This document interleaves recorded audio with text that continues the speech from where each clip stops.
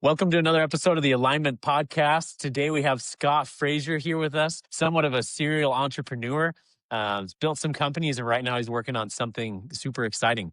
Welcome, Scott. Thanks for coming on the show. Hey man, thanks for having me. Pumped to be here. Yeah, usually when I get started with people, before we hit record, we talk for a few minutes, and we went for 2 or 3 times longer. So this was already really fun. We're already deep into it. You just gotta get rolling, and you're like, oh man, what are we supposed to be doing right now? Yeah. We were riffing, having a good time. Yeah, it was awesome. But to kick us off, if you just give us kind of an elevator pitch on your life and who you are and what you've been up to, and then what you're most excited about right now, that'd be awesome. Yeah, man. No, this is crazy. I'm like, man, elevator pitch for my life, my whole life, man. How do you capture that? No, small town kid that grew up. I had a mom. My parents were the salt of the earth, right? Dad was a blue collar, owned a business, industrial distribution. My mom was a school teacher, so it's kind of like that kind of environment growing up, small town. My dad was country, so like blue jeans starched, right? So I can still remember like church on Sundays. He's like pushing his leg through like starched blue jeans, dude. And I will never forget that. But grew up and um, interested in people, I think more than anything else, and solving problems with people. And so went into the family business first out of college, went to UT out in Austin, and did the family business thing. Didn't want to do that. We sold that in 2012. And then I went and saved the world for a little bit. Yeah, I became a pastor for 8 years, which is crazy, Oh, cool. looking back now. And then, did the normal thing, which was, move from pastor into real estate private equity, which, common move for most pastors, I think. Yeah, right. But it was a unique situation of working with someone that had been in our church who was, a serial entrepreneur. And man, just learning from him and working in his nonprofit and in the company, like we had this whole kind of thing. But that gave me an itch to go and see the impact that you could have as an entrepreneur. And so that forever changed my trajectory. And so then since then, man, built a company with him called Way Forward, which was a community development company.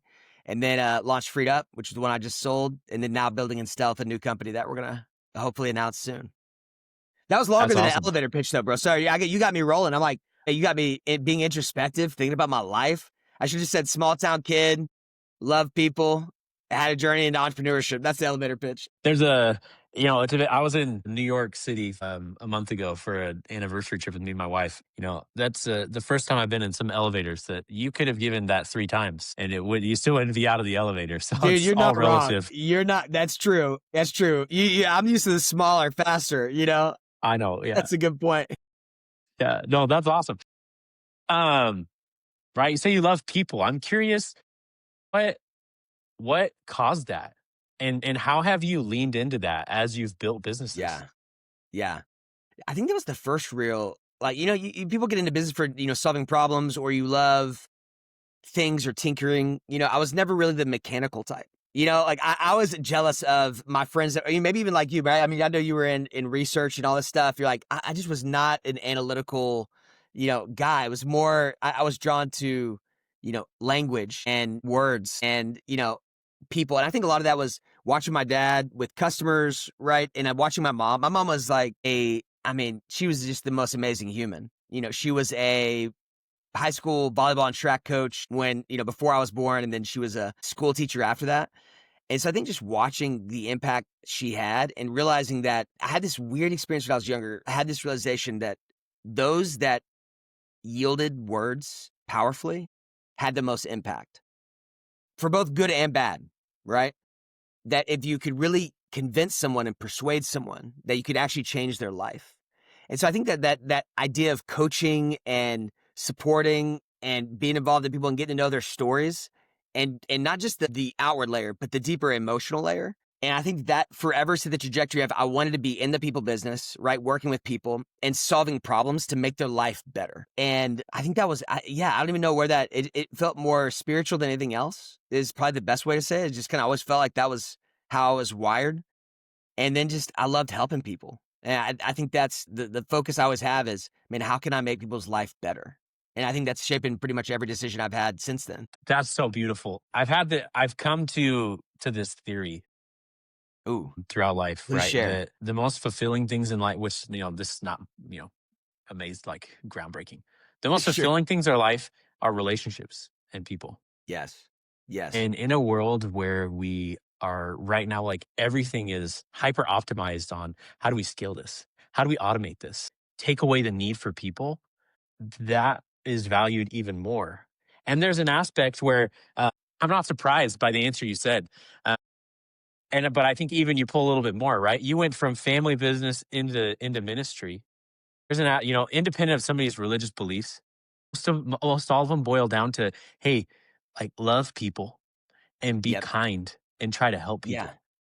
Yes. And that's a one-on-one thing. Absolutely. You can't scale um love, right? You can't like sure maybe a little bit, you could record a really heartfelt message and like blast out to a Sure. million people, but like the individual relationship that's actually the fulfilling part for both people is being Yes. engaged one-on-one, and that takes time. And I think it is 100%. actually really cool when people recognize that and then lean into it and know that like, hey, here's all these other things I'm gonna try to like scale and automate and optimize. And there's a Yes. human part of the world that I don't want to get rid of. Like we want to keep that because Yes. that's where our meaning and purpose comes in and our connection. And that's the most Yeah. beautiful part of life. Dude, absolutely. I couldn't agree more. I mean, all this stuff is pointing that way, right? It's always funny to me the stuff that we collectively figure out as a culture that like all the sacred books throughout all of time Yes. have already told us. You know, you're like Harvard did there's the longest longitudinal study Yeah, on I saw happiness, that. and you're going, it's the longest study. It turns out friendships are the most, and relationships are the most important part of life. And you're going, yeah, no crap, of course. And you're right. You can't. I love how you said it. You maybe I would say you can't scale intimacy, right? Because intimacy and love is one to one. You have to know a person and be known, and you can't do that just from a screen, and you can't do that autonomously. I do think you were optimizing ourselves to death. Like that's the appeal for me of learning AI for all of us is I have a deep conviction that the future is more human, not less. That my hope is that AI actually allows us to be more human, and actually step into that we can automate a lot of the busy work and manual work that really consumes our time and really releases us to step into our zone of genius, the gifts that we distinctly and uniquely have, and offer that to the world. I think it's a better way forward with AI than anything else. Yeah, that's spot on. So I'm curious, so you told me you built a company, had 150 people on the team. Then you did Freed Up, where you had, a ton of offshore international talent as well. And now you're starting this. How do you, taking all that we just talked about, how do you grow and empower a team to live that way? That's a great question. You I thought don't have about an you're answer getting to you that. I was hoping you I was do. about to say, I was going to just volley it back and just say, hey, what do you think? They always tell you the great leadership questions is when someone asks you, ask them first, right? Have them explain to you. But I think it's number one is you have to show up and model it. I mean, that's the most important thing. And I think that the most important thing for it is to actually be that type of human. I think about, I mean, you got 4 kids, I got 4 kids, and you realize I could tell them stuff all day long, but so much of life is more caught than taught. It's more the stuff you experience and you see. If you don't see dad being disciplined or loving mom or leading out in the family and loving and caring and showing up and doing that, we do quarterly date nights or father son hangs. And then we've got where I just go and I want to pursue their hearts, my daughters, because I want to model for them how I want them to be pursued one day by other men in their life. And so I think about that. What I want for the business is the same thing where I show up as my best self and not just best self, but empathetic. Right. And not that we can always be these, you have to, yes, you have to set, compartmentalize at times to get stuff done. Right. That's necessary in business. But all of our meetings really showing up. And the first part being, if we think of the practical side, it's showing up and I'm not just diving into the meeting. I'm checking in. Hey, what's going on? How was the weekend? What'd y'all do? How's the family? I want to know the person so I can understand what they're dealing with and understand their life. And I think that's how doing it is showing up and modeling it, but then also practically implementing it in the small things, whether that's meetings or the way you build culture or the way that you the integrity that you hold when you're building, your sales process, the way you connect with customers, it all can be integrated. And it's what you articulated at the beginning is, I want to treat others like I want to be treated. I want the golden rule to be infused in my business and in my life. And that's not something that you can flip a switch. As much as we like to pretend that we can flip a switch and be like, now I'm going to care. Now that there's something going hard, now I'm going to care. Like, people see right through it. You can't pretend. And I do think it is, it's way more about when we talk about these things, it's always like, okay, behaviors. What do you do for this? When really the more important thing is, who are you? And like, how have you embodied that? And then Yes. what are the behaviors that are natural because of who you are? And Yes. those are the kind of leaders that you want to follow, are people who are something that you want to follow, not people who do something that you want to follow. It's a lot weaker. Sure, there's still, benefit. But it truly is when you feel that concern. And, in business, love is kind of a weird word, but when you feel that love and care, you're going to emulate it. And then, it works great because you have 150 people. Odds are not all of them are naturally going to pick up on this. And there's going to be times when you have to step in and say, hey, look, you're being a jerk to your team. Like, Yes. you need to change. Like, we don't do, like, that's not who we are that's not who we're trying to be as a business. And because you've emulated that and you're able to show up more powerfully and number one, you Yeah. set the example, but also it can be very authentic and genuine. Yes. And I think I heard Simon talk about this recently, where he talked about it also has to do with the scale of your business in many ways. Because a lot of times the first people you hire are in proximity to you on some level. They get to experience you as you are. This is changing a little bit more with the rise of remote work predominantly. But I do think he's right that the people that join you in the beginning are bought into you and who you are as a person, kind of the values that you naturally possess. But as you scale outside of that, hey, we're just a family, to those next layers, all of a sudden those values that are inherent and shared through osmosis on one level then have to be very clearly articulated and trained into culture, if that makes sense. That at some point, to get to that point where you can have those conversations of, hey, you're being a jerk and these kind of things, it's, well, what is the expectation? And how do I write it down? And how do I articulate it? And then how does that become an actual value that doesn't just live up on a wall? Like so many corporations and all that. These are the values. It's integrity. It's teamwork. And it's just a whole bunch of garbage because no one actually does that. But it's what are the actual intangibles of the business? And how is that playing out practically amongst your team? And how are you training them? And what tools are you giving them? Because then it's not fair as a leader. It's unkind as a leader. And it's not even leadership if you just expect your people to get there. You have to lead them there. And so it's working through books. I mean, a book that I recommend everybody is Nonviolent Communication, right? That everybody should read that book just to learn how to argue well, because most people don't know how to argue well. You're either mad and passive or you're just angry and kind of a jerk. And so, hey, what if we teach both those people, no matter what you went through as a kid, whether you were a loud yelling family or not, let's teach everybody to be able to come to the table and have a conversation and disagree. The irony is the company's going to be better and the people are going to be better. They're going to grow. You're going to grow. And so I think it has a lot to do with scale outside of once you start, it's emulation at first, you're leading it, but then people get removed from you. So then you have to actually start integrating it into the culture as a whole, which is a whole different battle. Oh yeah. But I mean, you go from a culture can be intentional, but unspoken and like kind of work, because it's just how the way the early founders are.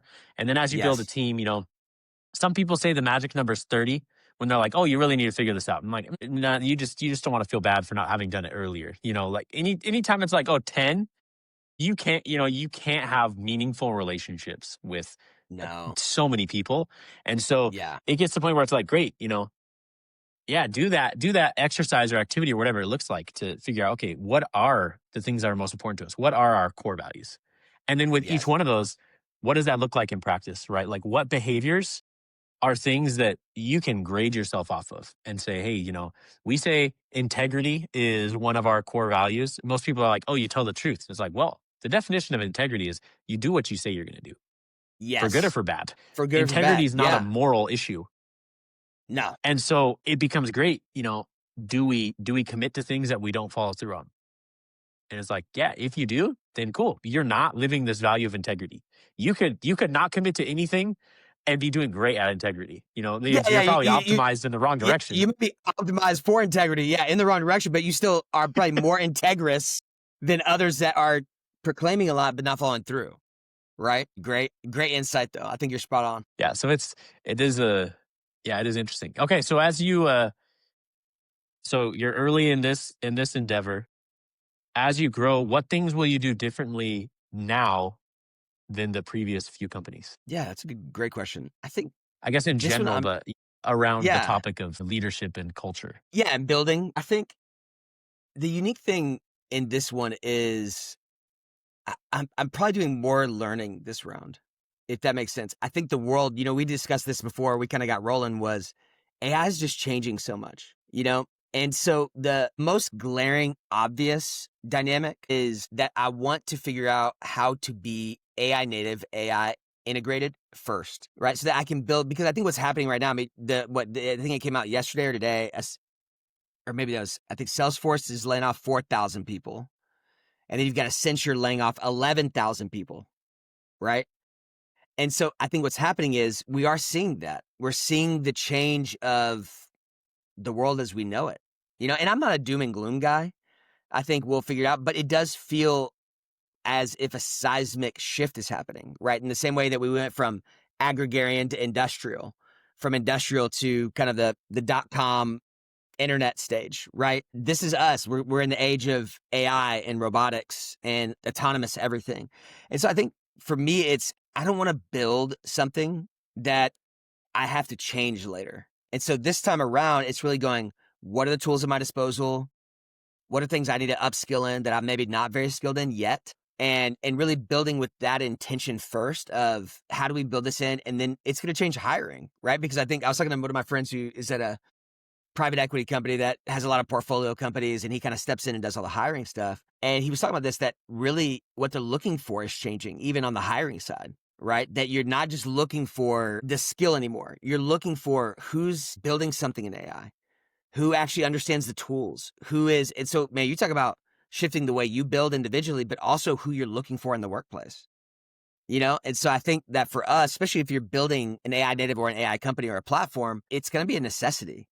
And right now, more so than other companies, but down the line, it's going to be everybody for the most part.